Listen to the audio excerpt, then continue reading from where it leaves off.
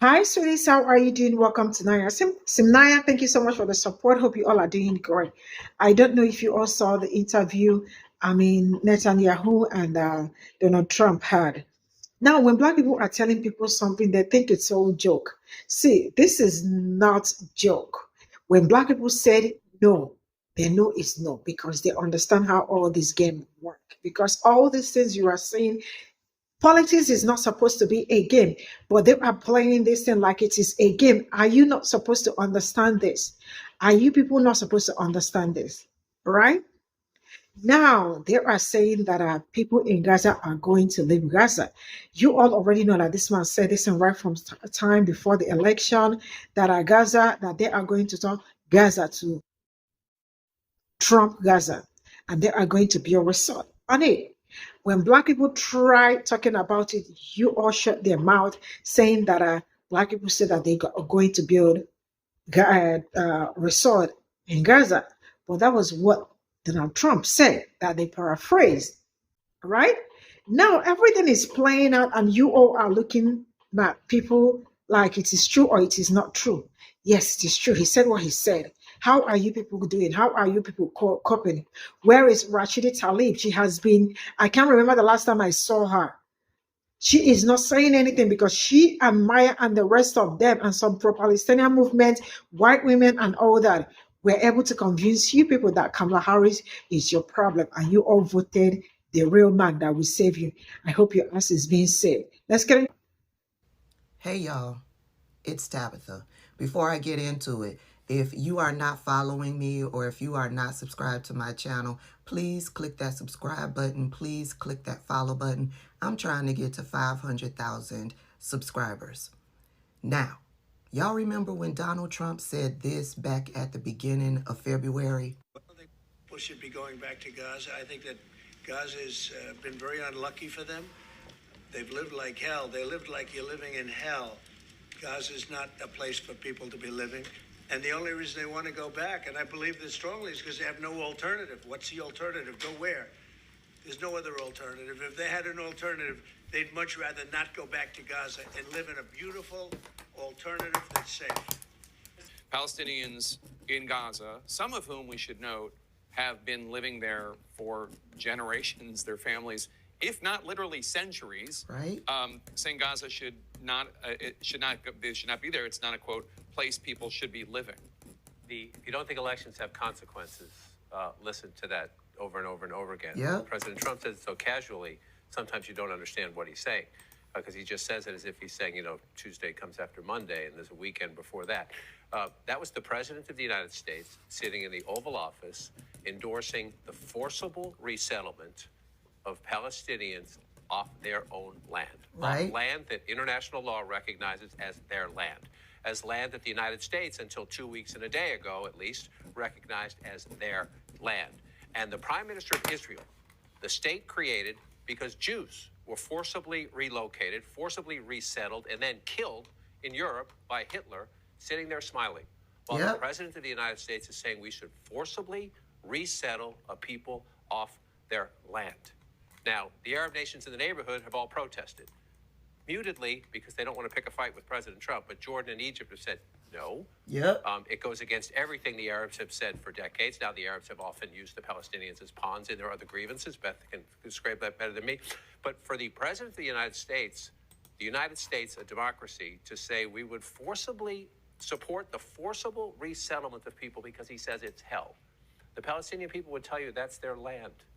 And they didn't want to be, there was a terrorist attack on Israel on October 7th. We can never forget that. There was a terrorist attack by Hamas on Israel on October 7th. But the idea that a result of that should be the Palestinian people forcibly resettled off their land with no international conversation, no Palestinian representation by the President of the United States, can't think of a bigger policy shift like that.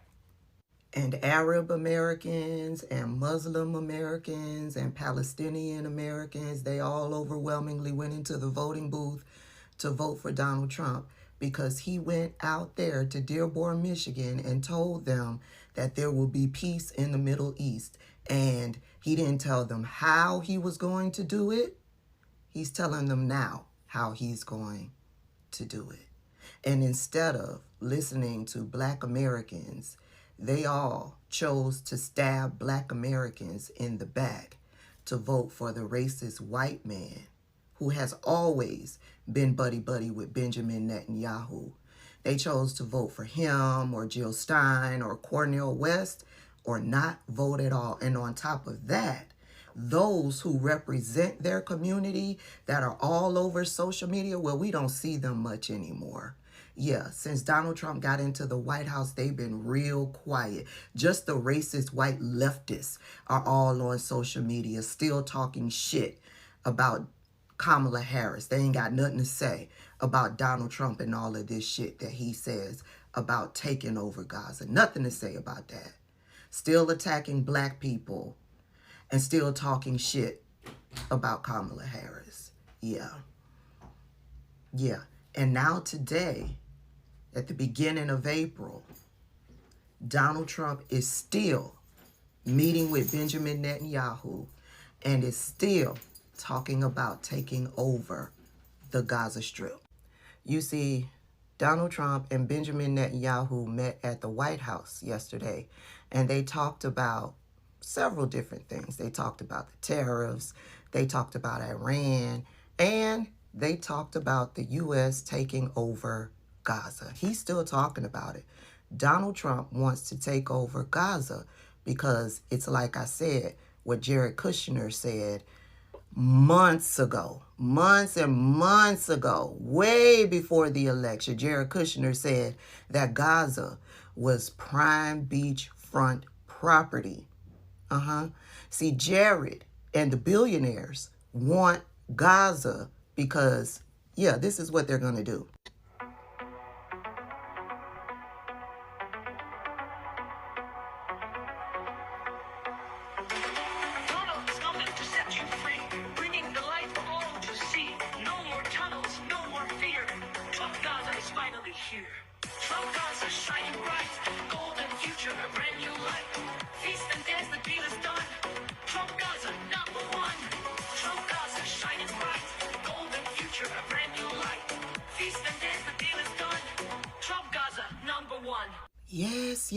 Yes. They've got big plans for Gaza.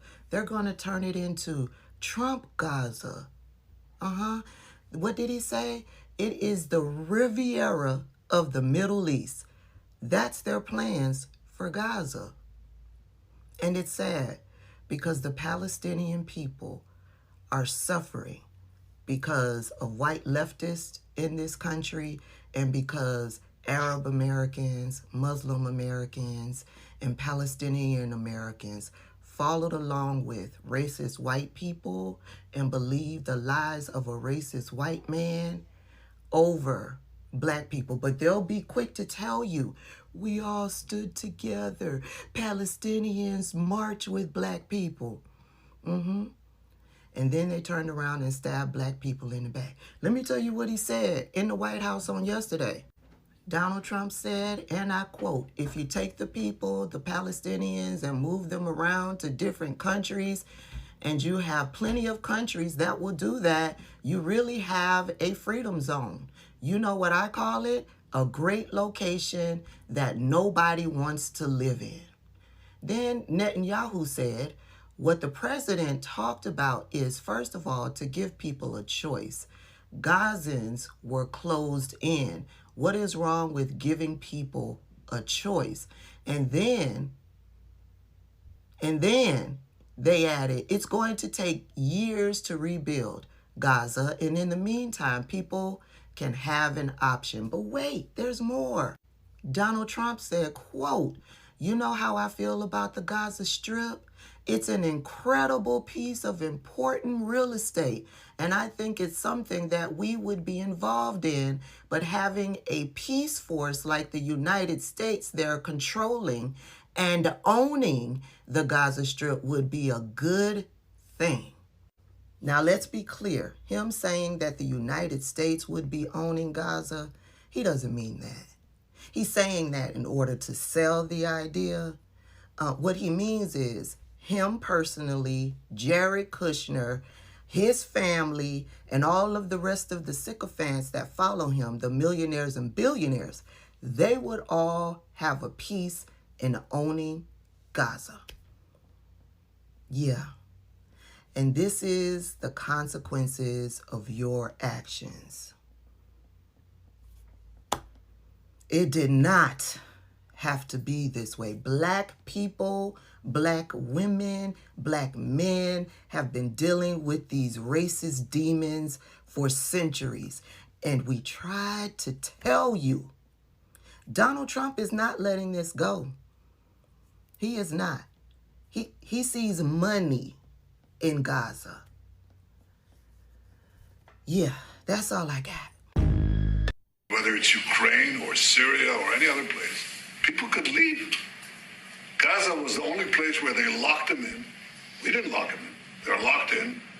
And what is wrong with giving people a choice? You know what, Benjamin? You're right. People can leave. People absolutely can leave a land that they do not belong to and are not indigenous to in the slightest. So why don't you leave? I mean, other than the fact that in even getting to this meeting, you had to travel 400 kilometers out of your way to avoid international arrest. Yes, clock that. In the meeting where he said Palestinians should leave, he could not fly over Ireland, Iceland, or the Netherlands for fear of arrest. But let's just put those logistics to the side for a moment. You can leave. Now, Benjamin here, BB, if you will never understand the value of staying in one's ancestral home. Because Israel sure is not his. What was that family name again? Oh yeah, Mielikowski, the Polish last name? Let's fact check that real quick too. This is Netanyahu's father, and where was he born? Poland. In fact, let's actually take it back one step further. This is Netanyahu's grandfather, and where was he born? Russia. And that's exactly why this garbage truck of a man thinks it's perfectly fine for people to just leave. Because that's what his family did.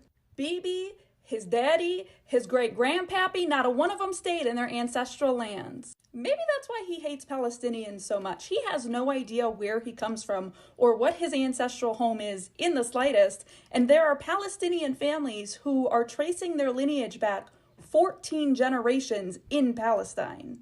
And as great as Palestine is, you can't really make up an ancestral history based on everywhere you've lived in your life. Otherwise, we might be hearing about why Philadelphia is part of your ancestral home. But yeah, people can just leave. So tell me, are you going to go back to Poland, Russia, or Philadelphia?